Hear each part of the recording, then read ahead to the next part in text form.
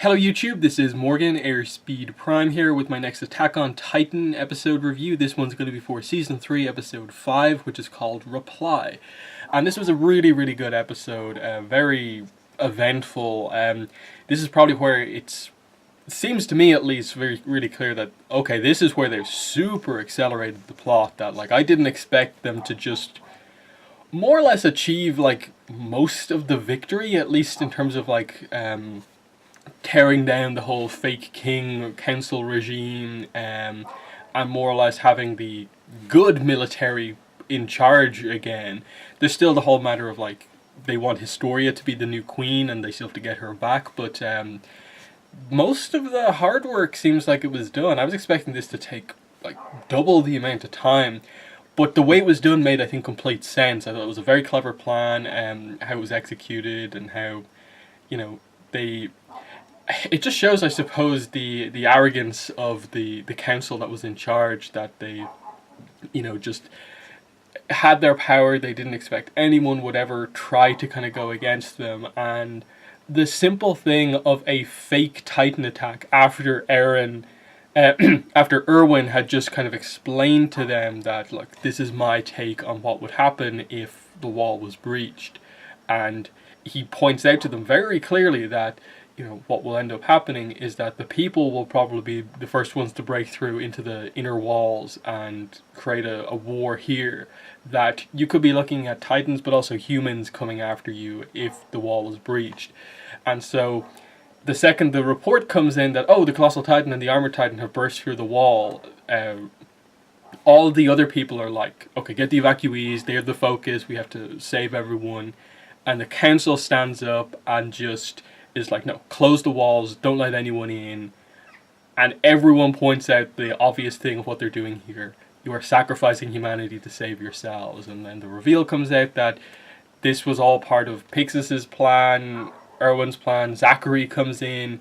It was a really incredible moment where they just got them, and it was really well done, of just kind of Pixis then explaining that I was actually completely willing to let Erwin die today, based on what the answer to this question was. That he was kind of like, I'm actually okay letting the government rule, like, because say what you will about them, they have sort of protected humanity all this time, but seeing them just blatantly make this decision to put themselves, like that 5 or 6 people, ahead of all, like half of humanity basically, was just a step too far. And I like that they used Niles as the first one to kind of be like, no, I won't accept this order, and then it's revealed that actually everyone's behind all of this. The military police has kind of taken the interior police, like they've captured them, and yeah, it happens like immediately. They just expose this to the media,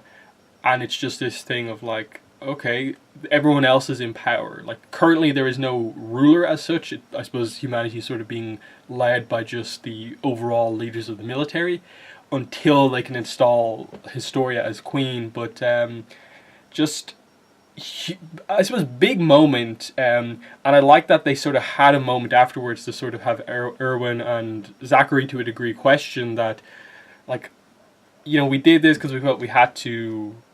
Was it the right thing to do? Because in a way, like, they had protected humanity so far. This is going to be this completely different and almost more dangerous road that we go down doing it this way.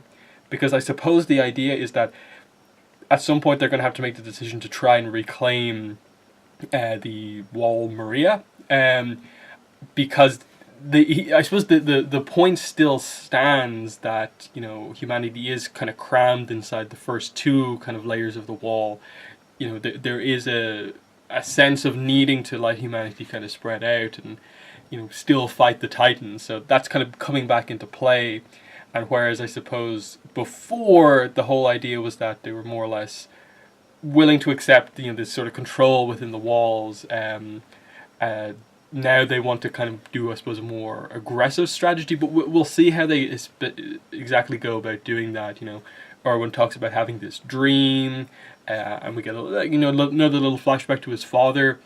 Zachary talks about how, you know, yes, there's all these political reasons, he kind of agrees with it, but that at a base level, he just kind of didn't like those guys, and he's kind of, even though it sounds horrible, but he's kind of just happy to get them out of the way just because he didn't like them in many ways. So, a very eventful first, like 5/8 of the episode to a degree.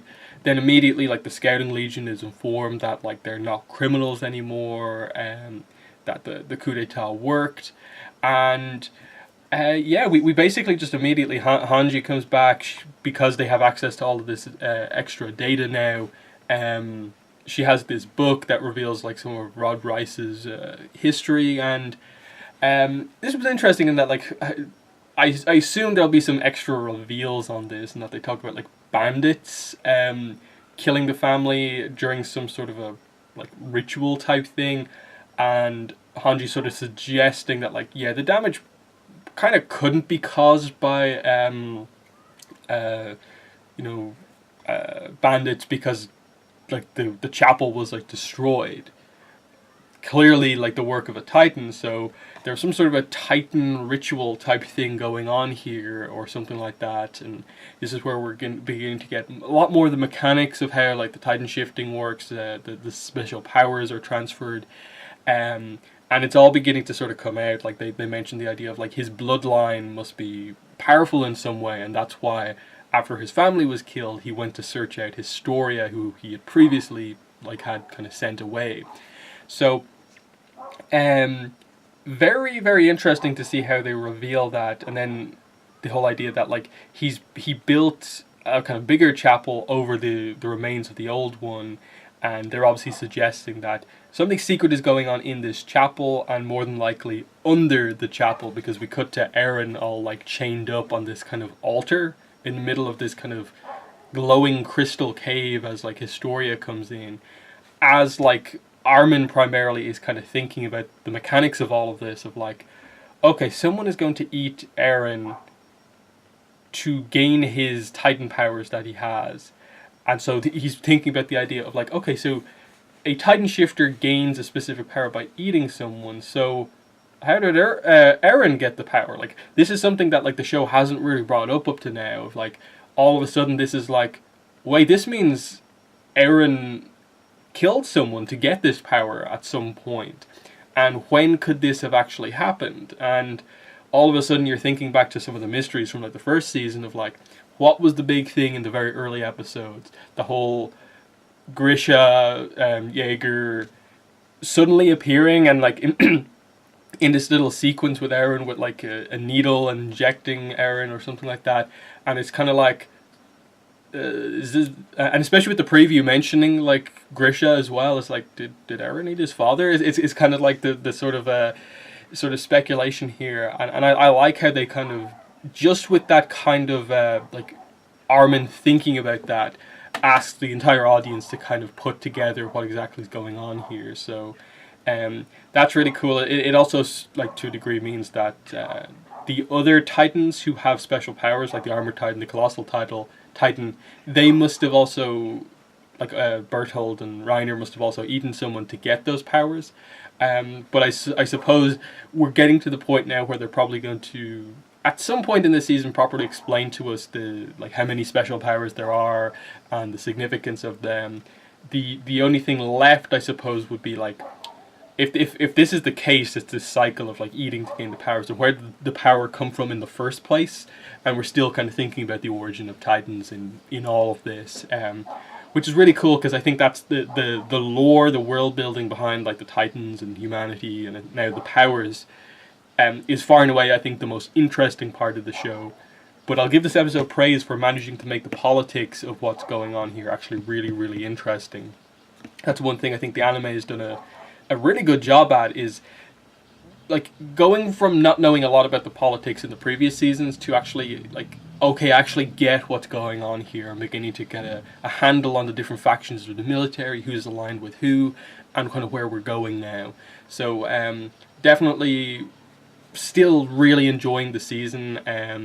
I get the impression that the anime is kind of like the version to watch, almost more so than the manga, which seems like they've done some pretty big changes from the manga in this arc. So it's been good, well paced, fast paced, I suppose, with the political stuff. But I think it needed to be, because they could have gotten really bogged down in some of this politics and setting up plans and it taking so long to get there. This felt like we really went through a lot of content already, but there's still stuff to come, and that I assume we're setting up for a big battle in this giant cave thing to get there just before Eren is eaten.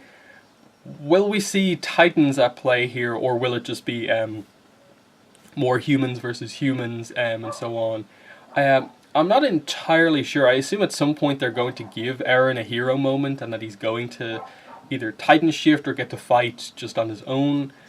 We'll have to wait and see on that, but it's going to be some big showdown here. Like Levi, Kenny is obviously something they've heavily set up, and we'll see where they go from there. Other than that, I think that's basically everything in the episode. I know I went very quickly through the whole first section with the coup d'etat, but I think just the big scope of, like, that was a huge plot progression, all of that happening. I think a lot of it now depends on them revealing to us, like, what's the bigger plan for, like, Erwin and Pixis and Zachary and so on, while they wait for the scouts to sort of get Eren and Historia back. Like, is there something else they need to do to fully finalize their kind of coup d'etat, or what? Is there a bigger plan? Like, once we get Eren and Historia back, like, what is actually next? Once we've potentially dealt with the Kenny's squad of the interior police, like, it seems like borderline the only threat left is the, Titans, but even now they're kind of going further into the origin of Titans to the point where it's again very human focused. So what are we actually dealing with here? And I suppose at that point we're probably having to deal with, like, the questions of why were the walls formed in the first place, given what the origin of Titans is kind of seeming to be, and then there are clearly other countries out there.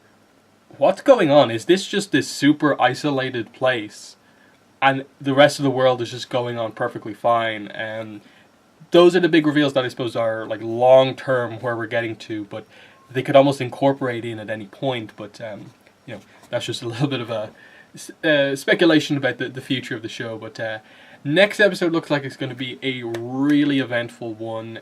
Just the mention of Eren's father and him doing something terrible, that's really, really interesting to me. I'm super excited for next week's episode. So, yeah, that's been the review for episode 5 of season 3. In the comments, let me know what your thoughts were on the episode and what I had to say about it. But, yeah, that's been the video. Thanks for watching, and bye.